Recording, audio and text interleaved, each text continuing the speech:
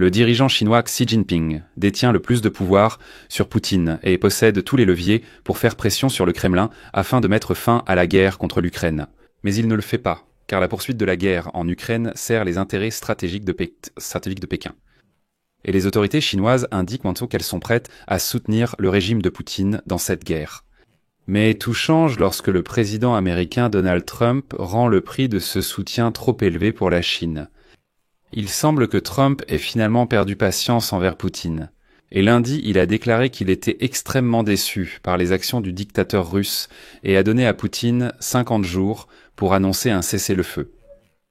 Mais alors que Poutine évalue sa réaction à la rhétorique de Washington, les actions de Trump ont impliqué dans cette histoire une troisième figure, le président chinois Xi Jinping.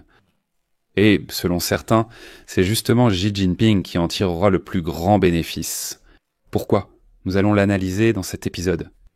Je m'appelle Alexei Pesci. Aujourd'hui, nous sommes le 20 juillet et nous allons tout examiner dans l'ordre. Mais avant de commencer, je vous demande de vous abonner à cette chaîne, de mettre un like, d'écrire n'importe quel commentaire et surtout de vous abonner à ma chaîne Telegram Pesci News. Le lien se trouve dans la description de cette vidéo. Alors, comme l'écrit Segodnia, le Kremlin craignait des actions plus dures de la part de Trump, mais le comportement de la bourse de Moscou montre que, pour l'instant, à Moscou, on n'est pas trop préoccupé par les menaces de Trump. Outre le désir d'inciter les Européens à acheter des armes américaines pour soutenir l'Ukraine, la principale initiative de Trump était de donner à Poutine 50 jours pour mettre fin aux hostilités. Dans le cas contraire, il aura recours à son outil géopolitique préféré, c'est-à-dire les droits de douane. Trump a menacé d'imposer des droits de douane de 100% sur les importations russes. Mais le volume des ventes russes vers l'Amérique l'année dernière n'a atteint que 3 milliards de dollars, soit 0,65% du volume total des exportations russes. Cela n'a probablement pas effrayé Poutine. Il était bien plus important que les États-Unis aient également averti qu'ils imposeraient des droits de douane secondaires aux pays achetant du pétrole et des produits pétroliers russes. Si les États-Unis parvenaient réellement à mettre fin aux livraisons de pétrole en provenance de Russie, ce serait un tournant décisif.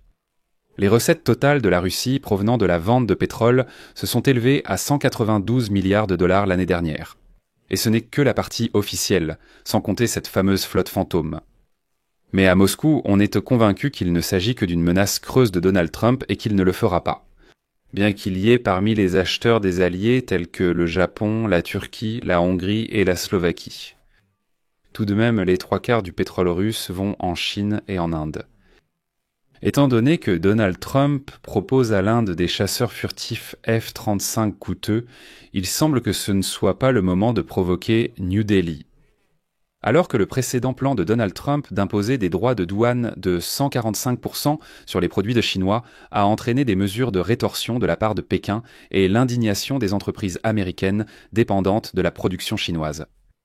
Cependant, il est important de noter ici que l'Inde signale déjà qu'elle pourra réorienter ses approvisionnements en pétrole si Donald Trump impose réellement ses droits de douane. Le ministre du pétrole de l'Inde a déclaré cette semaine de manière explicite que l'Inde dispose d'alternatives et qu'elle peut assez rapidement renoncer au pétrole russe, comme c'était le cas avant la guerre à grande échelle de la Russie contre l'Ukraine. Actuellement, 35% des importations totales de ce pays proviennent de là, alors qu'avant février 2022, la part du pétrole russe était légèrement inférieure à 2%. Autrement dit, s'ils reviennent à ce niveau, ce serait tout simplement parfait. La Chine, quant à elle, aura du mal à réorienter aussi rapidement ses achats de pétrole pendant cette période de 50 jours, même si elle le souhaite vraiment. D'un autre côté, ils sont convaincus que l'exclusion supposée de la Russie du marché mondial déstabiliserait ce même marché et entraînerait une hausse des prix de l'essence aux États-Unis. Ce qui, comme on le sait, est un indicateur sensible pour les présidents américains. Il est possible que Donald Trump ait encore des atouts dans sa manche dont nous ne sommes pas au courant, mais pour l'instant, tout semble exactement comme ça.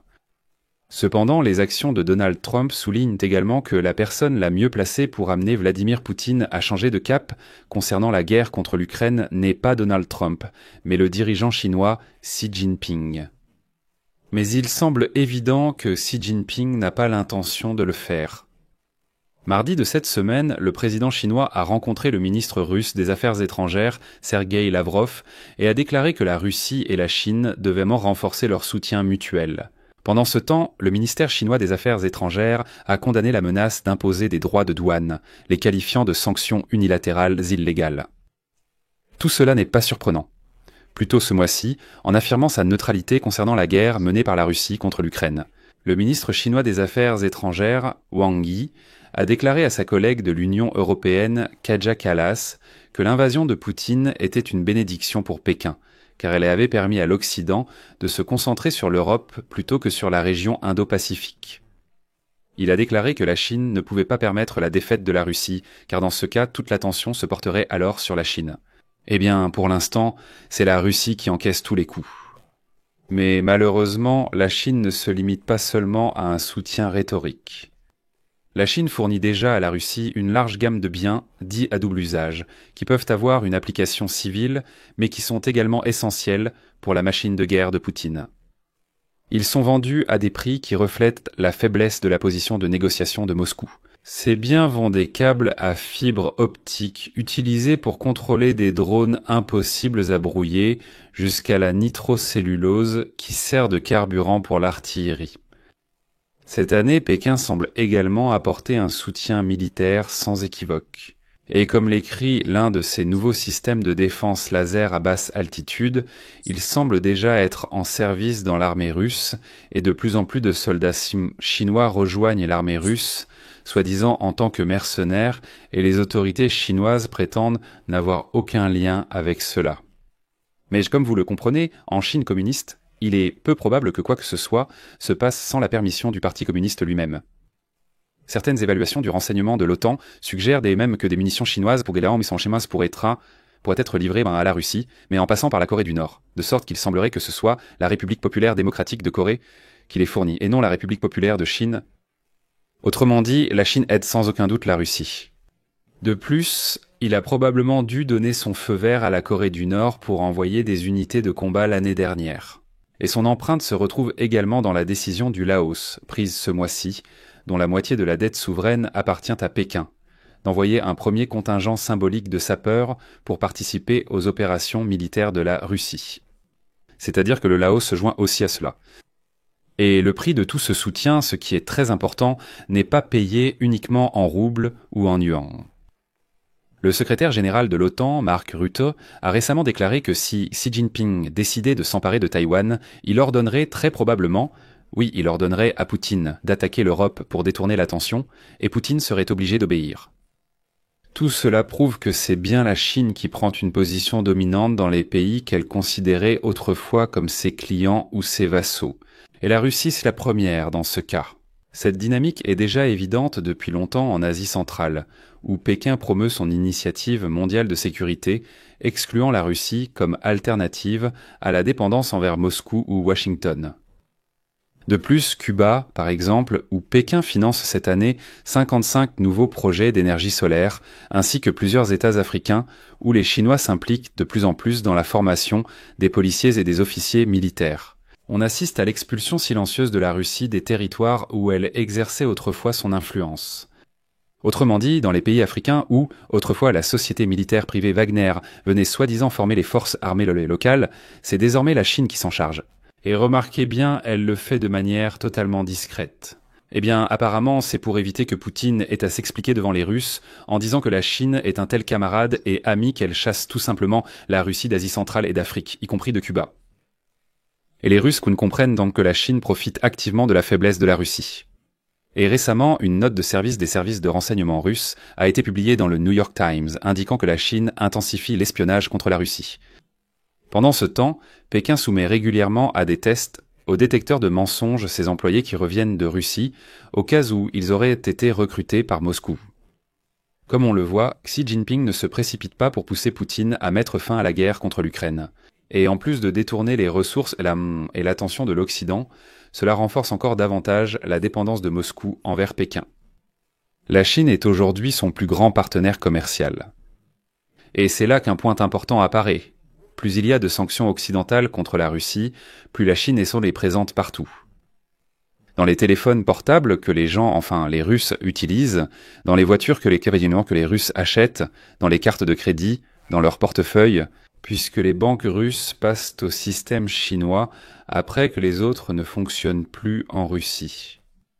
Ainsi, pendant que Poutine rêve de changer l'ordre mondial, où il occuperait une certaine place, il s'imagine déjà qu'il prendra la place des États-Unis d'Amérique. Pendant ce temps, la Chine construit son propre ordre mondial, où la Russie n'est qu'un pays sous-développé qui fournit des ressources, et rien de plus. Et tout ce pays est entièrement sous le contrôle de la Chine. Les technologies, les marchandises, les voitures, les téléphones, en fait, le système bancaire, tout cela devient chinois. Et la Chine peut tout couper d'un seul coup. Et regardez ce qui se passe. Pendant que le Kremlin crie à la grandeur, la Chine fait avancer son initiative mondiale de sécurité et l'organisation de coopération de Shanghai comme alternative aux institutions occidentales auxquelles participait auparavant, y compris la Russie. La Chine promeut la Banque asiatique d'investissement dans les infrastructures à la place de la Banque mondiale et du Fonds monétaire international, et elle met en avant le système de paiement interbancaire transfrontalier comme alternative au réseau interbancaire. Et tout cela est activement introduit en Russie, alors qu'elle est se déconnecter de tout ce qui est occidental. En conséquence, tous les leviers de contrôle de la Russie en tant qu'État se retrouvent entre les mains de Pékin. Et maintenant, Trump déclare que son objectif est de séparer Moscou et Pékin. Mais dans quelle mesure cela est-il réaliste? Comme vous le comprenez, cela reste totalement incertain pour l'instant. Si Trump met ses menaces à exécution dans 50 jours, alors seulement nous pourrons voir les faits. Pour l'instant, la Chine ne fait que prendre de plus en plus le contrôle de la Russie, tandis que Poutine croit que c'est lui qui construit le nouvel ordre mondial. Je vais mettre des points de suspension ici. Donnez votre avis, partagez vos conclusions dans les commentaires sous cette vidéo, abonnez-vous à la chaîne, cliquez sur la cloche et n'oubliez pas de mettre un like. Si vous souhaitez soutenir le travail de cette chaîne, vous pouvez le faire en faisant un don via les liens et les coordonnées dans la description de cette vidéo ou en utilisant le code QR affiché à l'écran. C'est tout pour aujourd'hui. Prenez soin de vous. À bientôt à tous.